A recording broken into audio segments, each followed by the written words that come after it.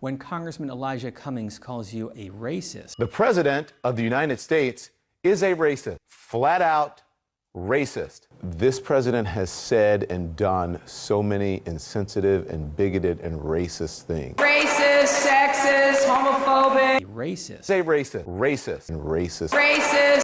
Wow, that R word sure is getting tossed around an awful lot these days, especially in the presidential election. You know what? Why don't we dive in and see who the real racist is?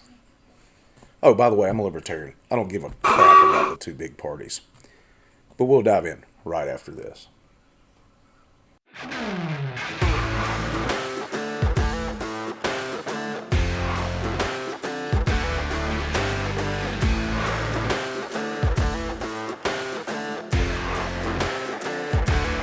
So welcome back to Woke with Wes. All right, first thing I want to talk about is the fact that everything I'm about to show you is easily found on the internet. But the problem is none of you, and I won't say none of you, that's a sweeping generalization, isn't it? It's not fair to everybody. A lot of you don't want to hear this stuff. And the thing is I realize that the people who actually need to hear this and the stuff I'm going to cover in this video aren't going to watch it. And if they do, they're not going to listen to it. They're going to deny it. But I am going to show you the candidates in their own words today. First, everybody says Trump's a racist, and I'm sitting here knocking on the thing. I apologize for the extra noise.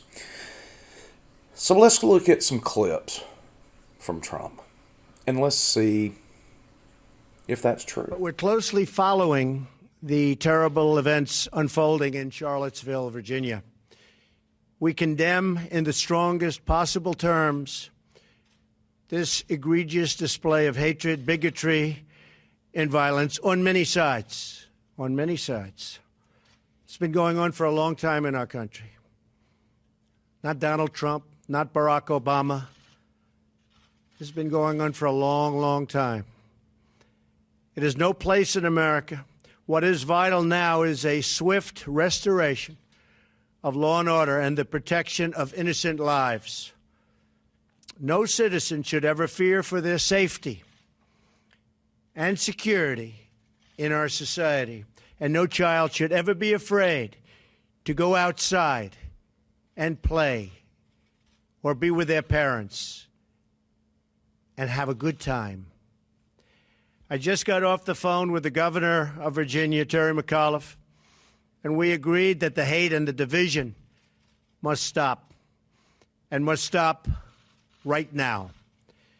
We have to come together as Americans with love for our nation and true affection, really, and I say this so strongly, true affection for each other. Our country is doing very well in so many ways. We have record, just absolute record employment. We have unemployment, the lowest it's been in almost 17 years. We have companies pouring into our country, Foxconn and car companies and so many others. They're coming back to our country.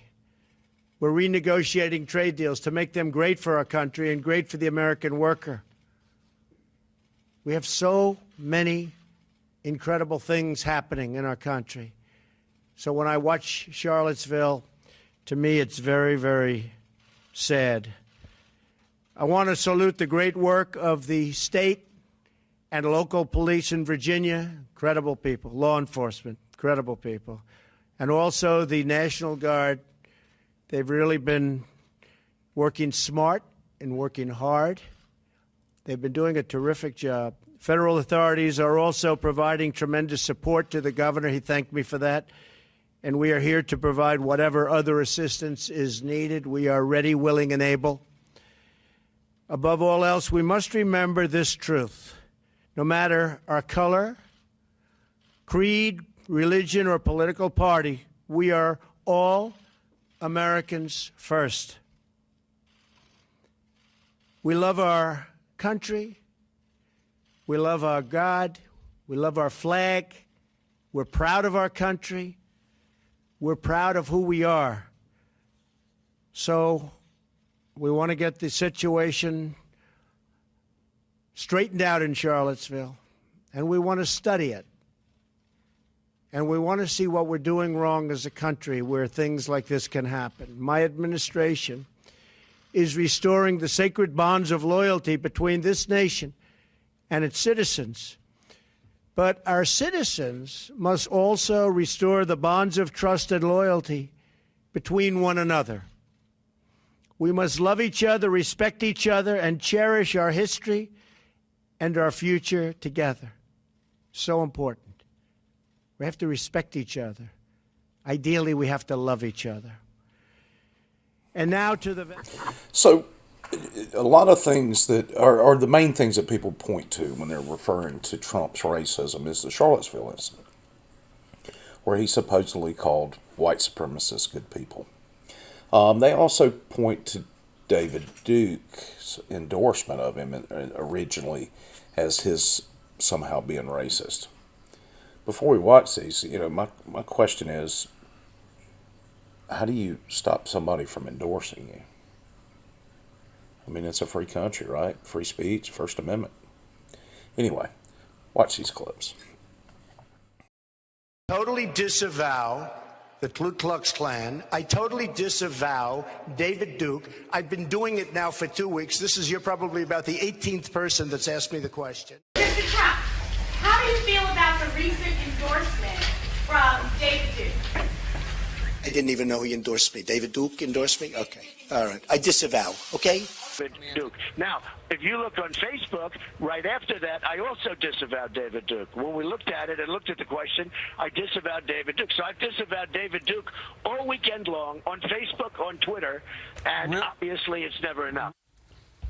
Okay, so those are the big things. And there's also the thing with Trump about MS-13 where he called them animals, and people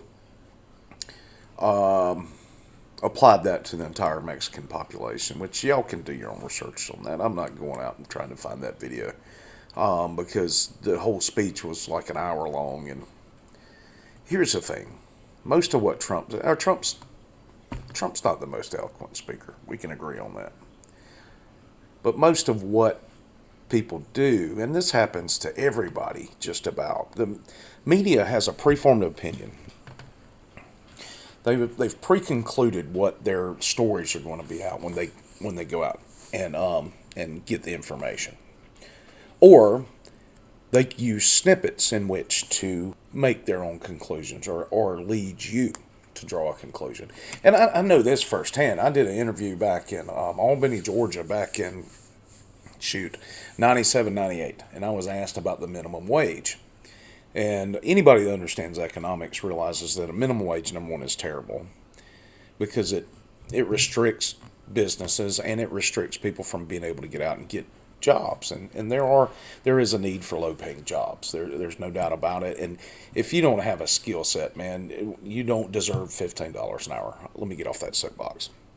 But the thing is that I was interviewed for about, at the time, the minimum wage was going up to like $6 an hour or $7 an hour in Georgia, which is where I was living at the time. And during the interview, they asked me if I thought having additional money was good.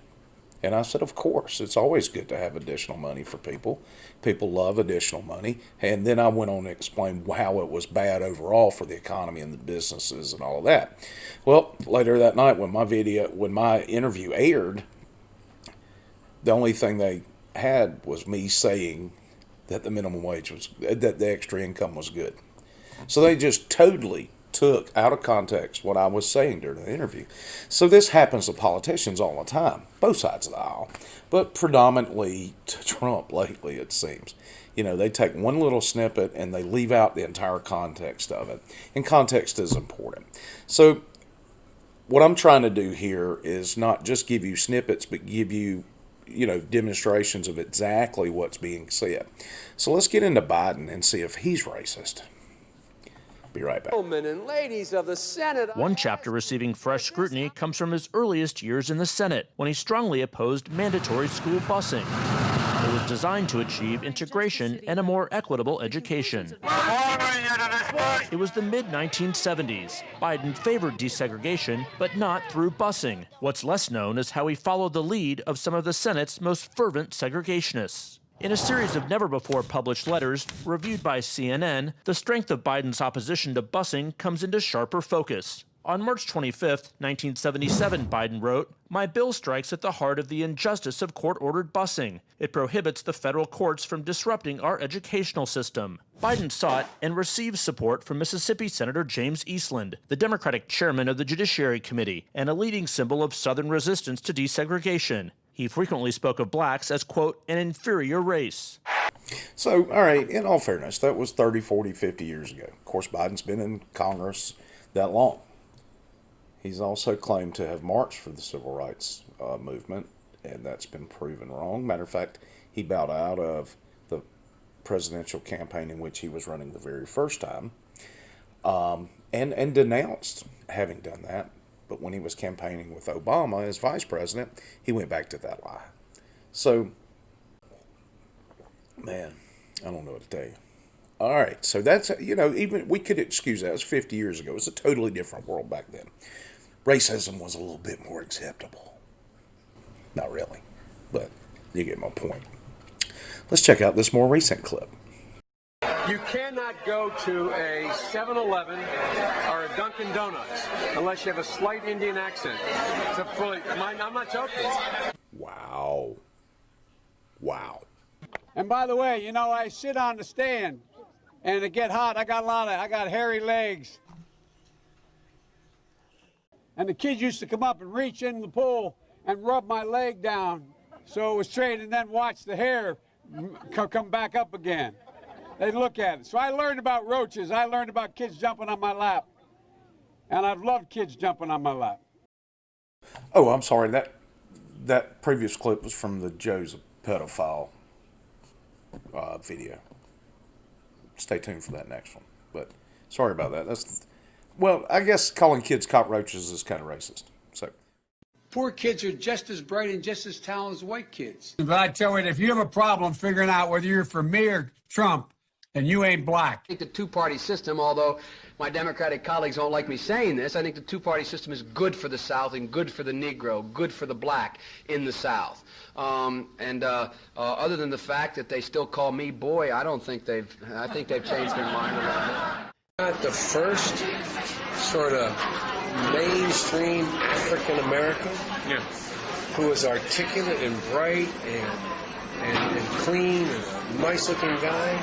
I mean, that's a storybook, man. So, gang, look, if we're being intellectually honest, and again, I'm a libertarian. I could give a flying about either one of these candidates. But I believe in being intellectually honest.